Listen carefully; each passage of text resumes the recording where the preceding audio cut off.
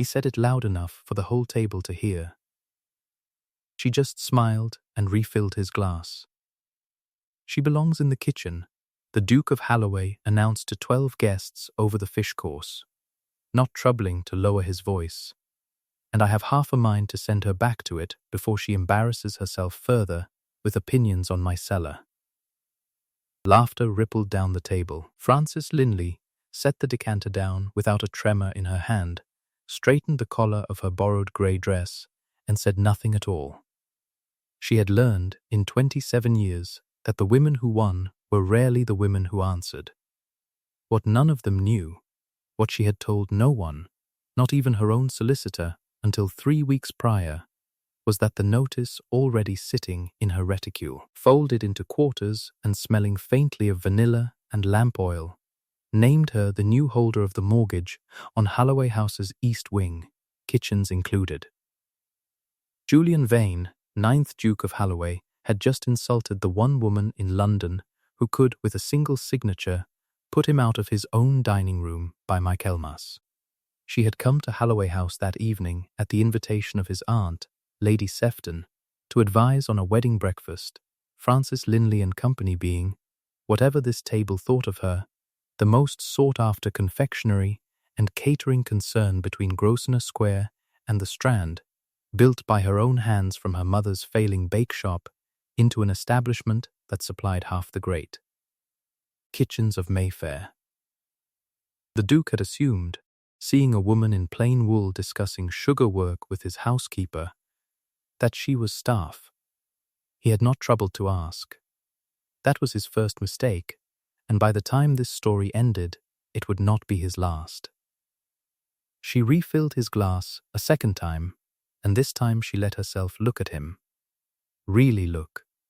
The way she hadn't allowed herself all evening. He had dark, restless eyes, the kind that catalogued a room before they settled on a face, and a thin white scar along his jaw that he touched without noticing whenever a subject cut too close. He was touching it now. Something in the way he would not quite meet her eyes told her the cruelty had cost him something too, and she filed that away with the same cold precision she used for ledgers. "You've gone quiet, miss," Lady Sefton began, groping for a name she'd never bothered to learn. "Linley," Frances supplied. "And I find silence keeps better company at dinner than most opinions do, Your Grace." She let the honorific land exactly where it would sting. A servant did not correct a duke's aunt, but a tradeswoman with the mortgage papers in her reticule could afford to be precise about who owed whom their attention. Julian's gaze snapped to her fully for the first time all evening, and something flickered there. Not recognition. Not yet, but the first uneasy sense that he had misjudged the shape of the room. She did not enlighten him. Not that night. She had learned patience from watching her mother beg tradesmen for credit, while gentlemen like this one never paid their accounts at all. And patience, she had discovered, compounded better than interest.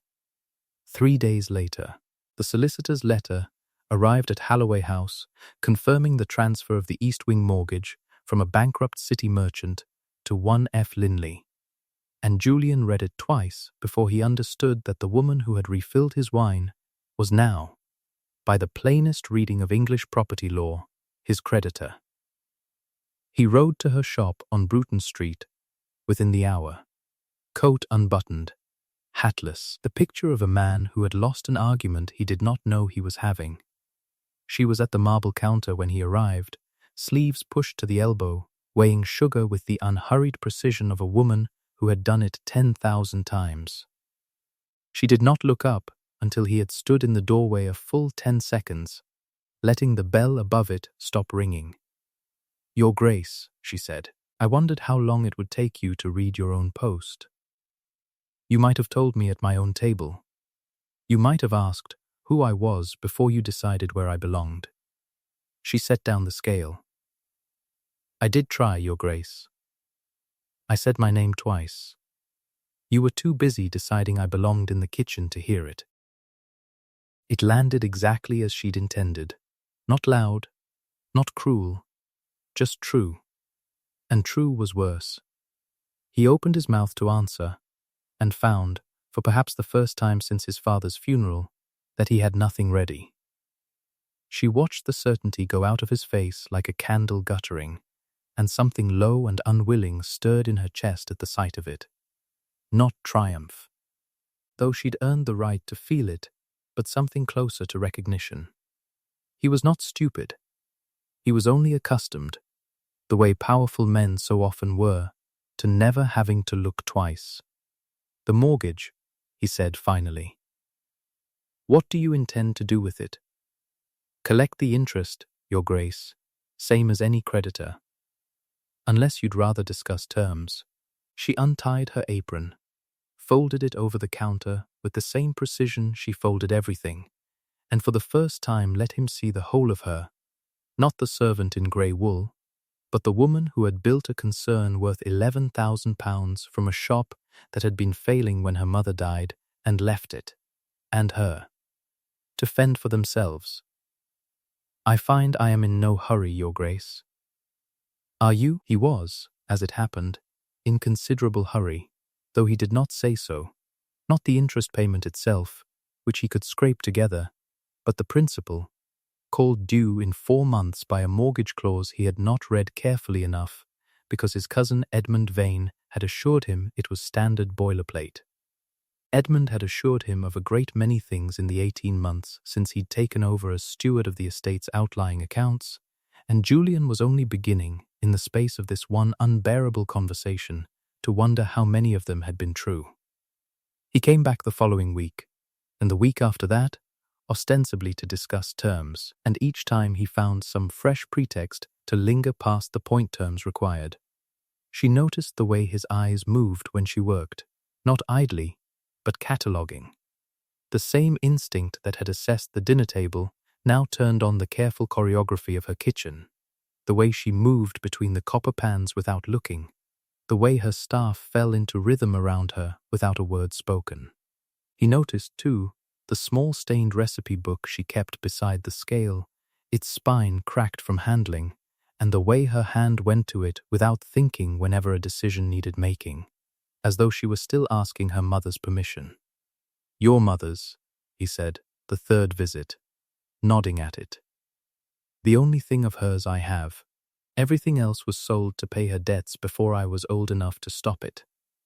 She said it without softness, a fact stated rather than a wound displayed, and he understood, with the particular clarity of a man who has just recognized his own reflection in unfamiliar water, that whatever assumptions he'd made about her at that dinner table had been not merely wrong, but precisely, insultingly backward. She had not needed rescuing. She had needed, at most, to be asked her name. By the 4th visit, he had stopped pretending the mortgage was the reason he came, and she had stopped pretending she did not notice.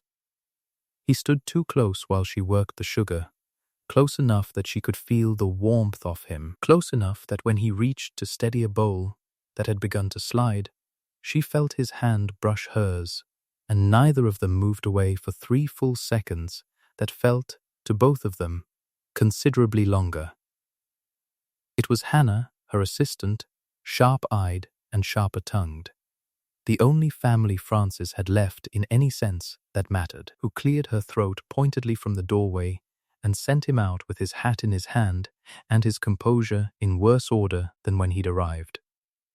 "He looks at you," Hannah said, once the bell had stopped, "like a man doing sums he can't make come out right. He looks at me like a man who has never once had to consider what a woman thinks of him. It is a novel experience for him. I imagine it is uncomfortable." But Frances did not say the rest of it, that she had begun, against every rule of sense she'd built her life on, to look forward to Thursdays, when he generally came. He came properly, with a chaperone. The following week, his aunt installed in the corner with her needlework and her disapproval, exactly as propriety demanded, and asked, with the stiff formality of a man reciting lines he had rehearsed in a carriage, whether she would walk with him as far as the confectioner's Guildhall on some pretext of business. "You have no business at the Guildhall, Your Grace," she said, tying her bonnet ribbons with brisk efficiency. "You have never once inquired after guild business in your life." "I have business wherever you are walking, Miss Linley." "I had rather hoped the Guildhall would spare us both the indignity of my admitting it plainly." That surprised a short laugh out of her, unguarded, the first he had heard, and he found he wanted to hear it again more than he wanted almost anything else that week. They walked the length of Bruton Street with Lady Sefton trailing at the requisite 10 paces, and Francis told him, because he asked and seemed to actually want the answer, how her mother had taught her to read a customer's account before the woman ever spoke a word, the fray of a hem, the polish of a boot, the difference between a lady economizing and a lady drowning. "You learn to read people, in trade," she said. "It is the only defense a woman has when she cannot simply call a man out for insulting her at his own table. I begin to understand I owe you rather more apology than the one I have made," Julian said, and meant it, and she heard that he meant it, which unsettled her considerably more than his rudeness ever had. The first crack, when it arrived at Lady Sefton's musical evening, where Francis had been engaged, grudgingly invited, in truth, at Julian's own insistence, over his aunt's visible dismay, to advise on the supper table, and where half the room still believed her a superior sort of cook. Edmund Vane found her by the punch bowl and made the mistake, over a second glass, of trying to charm information out of her regarding the estate's finances, fishing with the particular carelessness of a man who did not believe a tradeswoman clever enough to notice she was being fished. "You hold paper on the East Wing, I understand," he said, all easy smile. "A curious position for a woman in your line. A common enough position for anyone with capital and a solicitor, Miss Vane.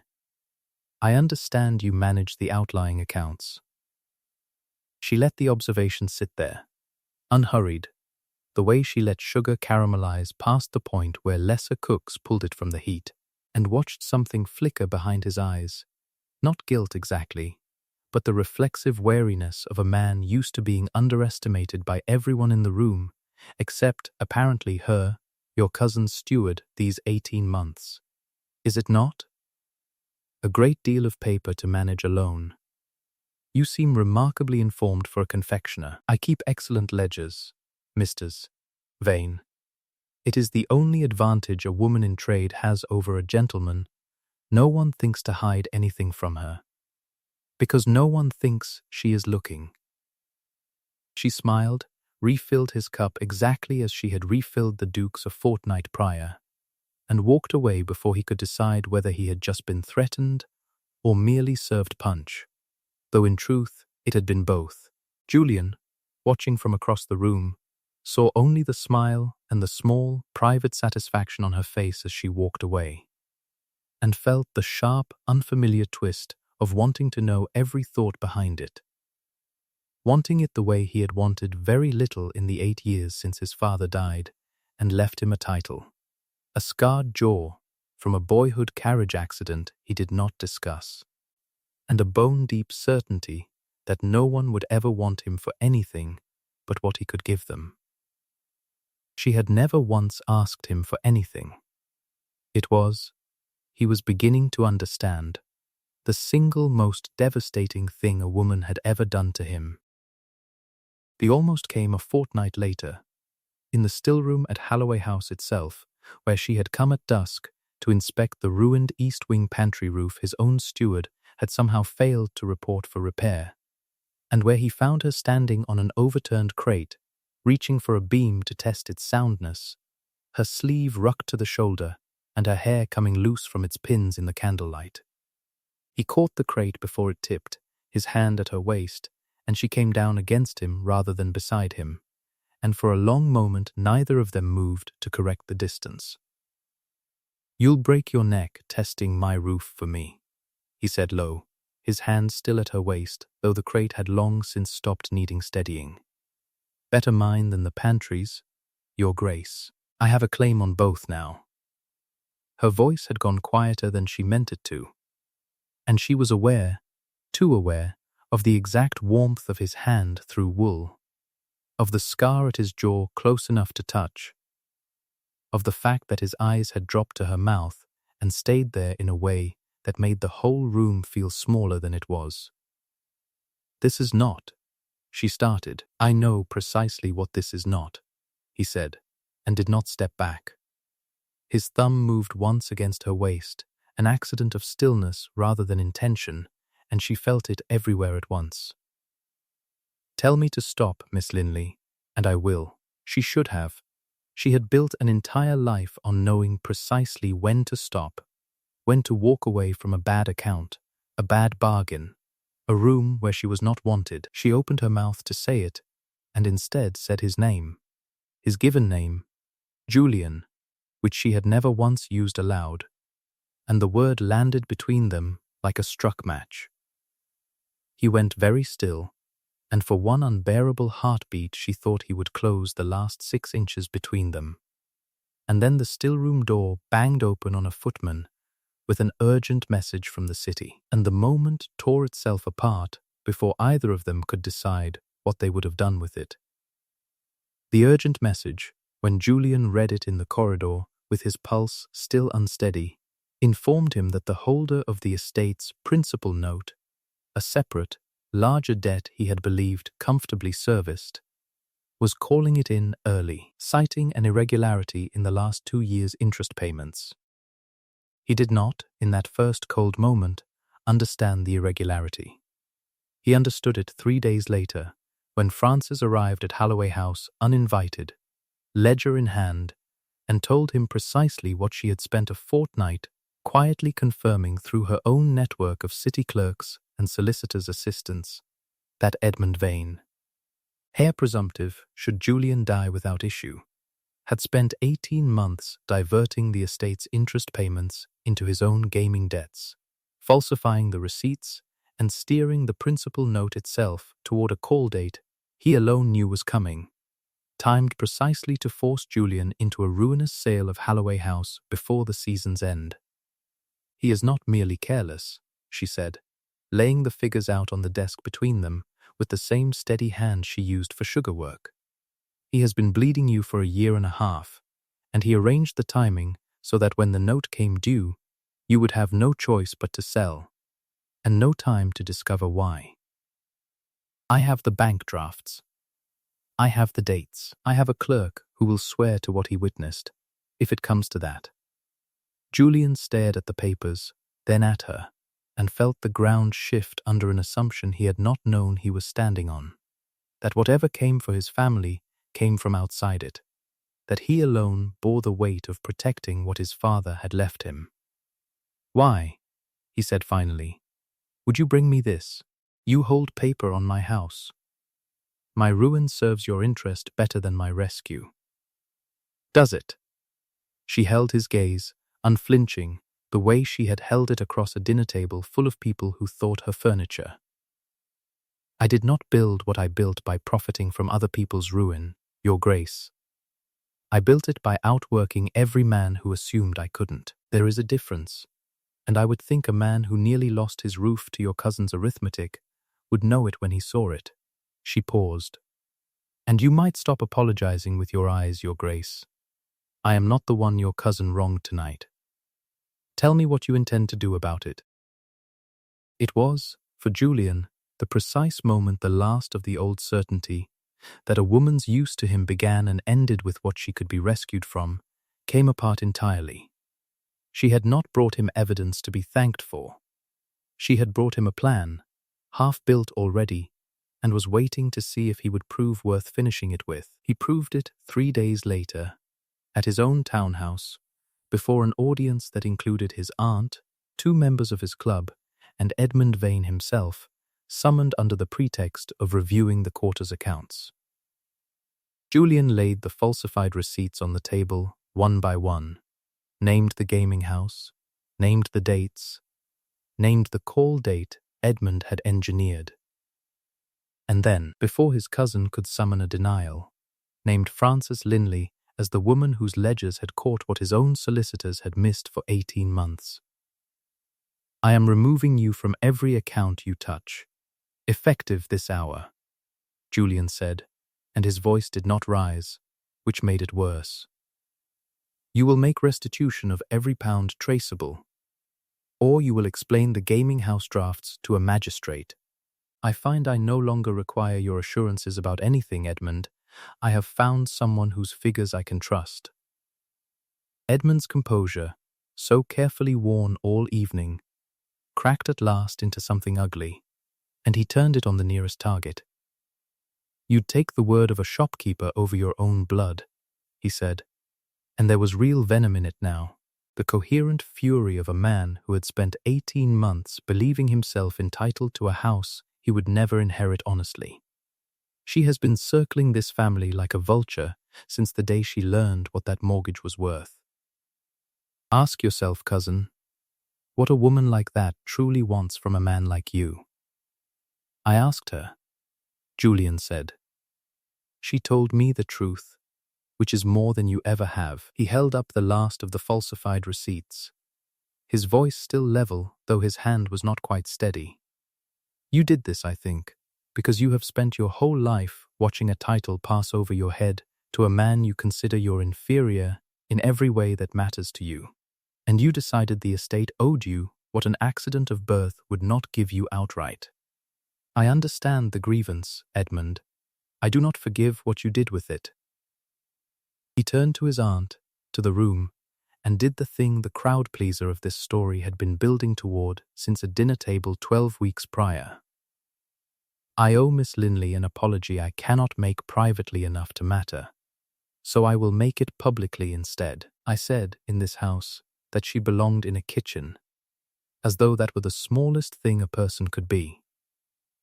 I have since learned that the kitchen she built is worth more than my own inheritance, and that the woman who built it is worth considerably more than my apology can repay. I intend to spend what remains of my life attempting anyway. Frances, standing at the edge of the room where she had come only to deliver the last of the drafts, felt the whole room's attention swing to her, and did not look away from it. But Edmund was not finished, and his second and final move came not in that room, but 3 days later, in a forged letter circulated among France's own trade connections, purporting to be from a disgraced former supplier, accusing her concern of adulterated goods and insolvent accounts, a slow, deliberate poison aimed exactly where he knew it would cost her most, not her heart, but the 11 years of reputation she had built with her own 2 hands. 2 of her oldest accounts cancelled their standing orders within a day.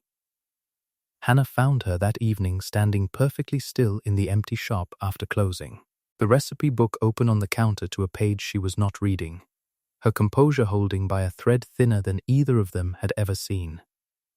He could not touch your name, Hannah said quietly, so he is trying to touch the only thing you built yourself.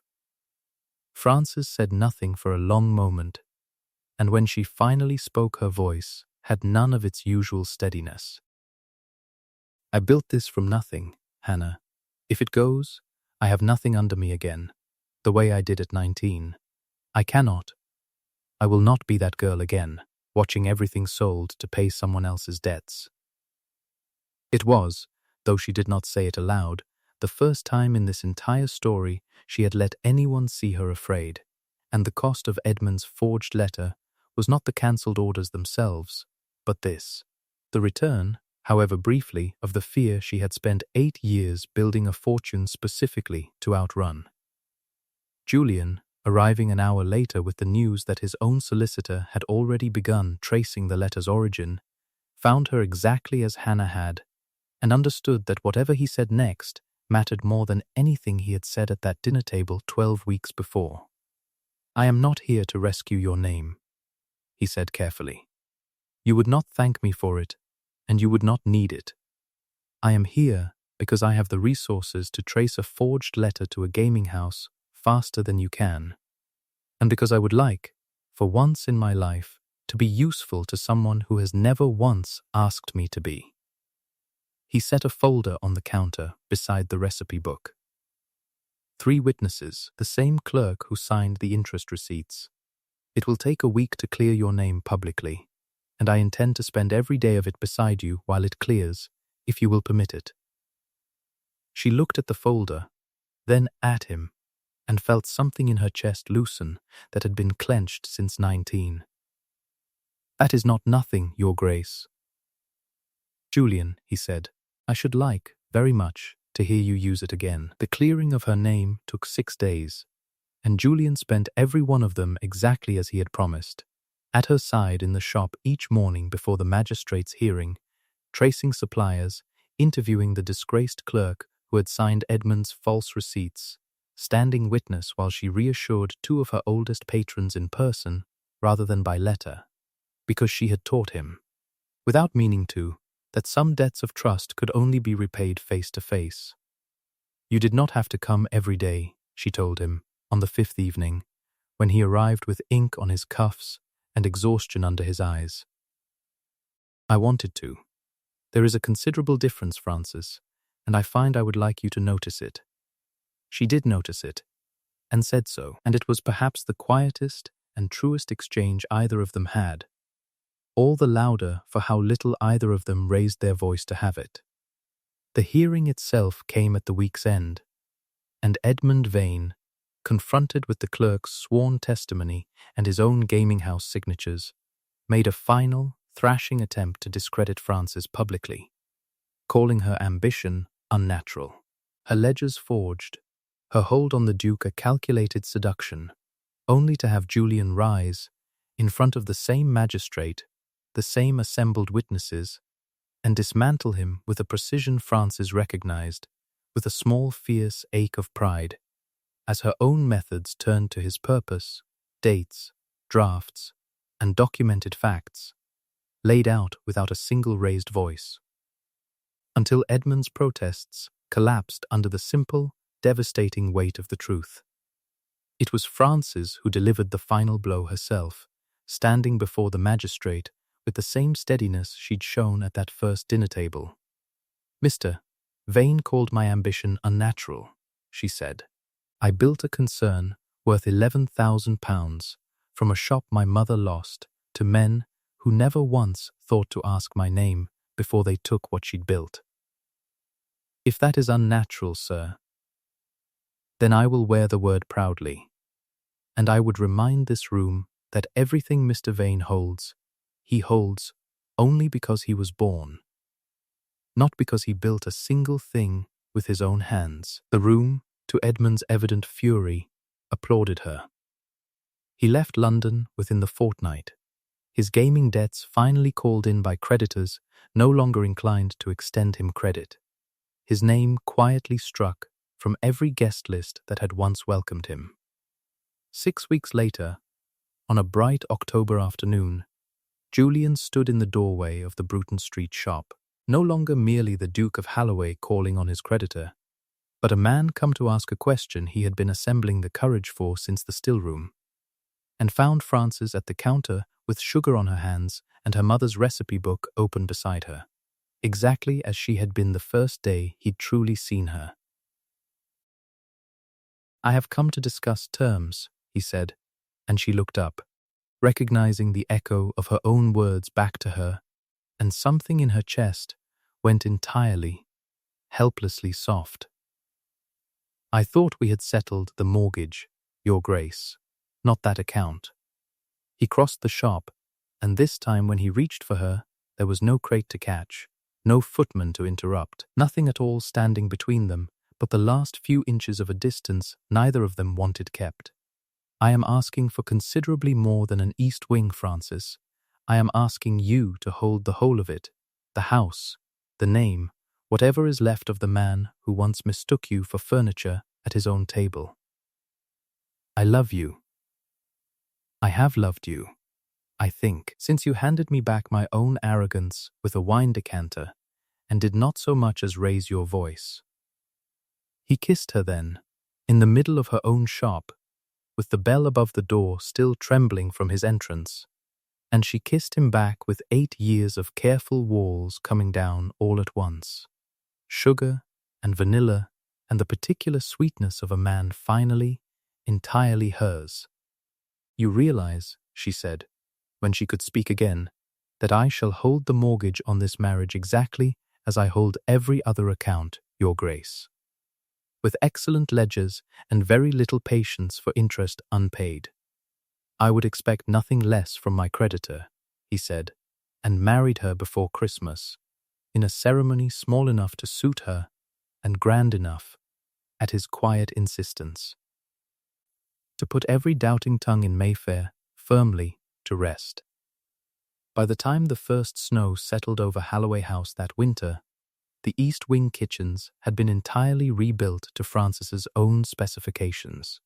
Copper pans in gleaming ranks, a still room with a roof that no longer required testing from an overturned crate, and her mother's recipe book resting in a place of honor on a shelf built specifically to hold it, its spine no longer the only cracked and treasured thing in the house.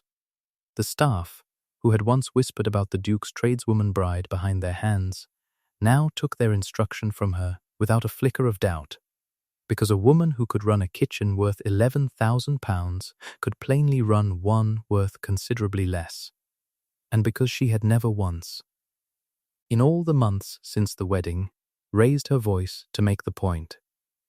She stood in that kitchen on a December evening, flower on her sleeves, directing a small army of undercooks toward the Duke's Christmas dinner with the same unhurried authority she'd once brought to a shop on Bruton Street, and looked up to find Julian in the doorway watching her the way he had learned, at considerable cost to his pride, to watch her, as though she were the single most extraordinary thing he had ever been permitted to witness.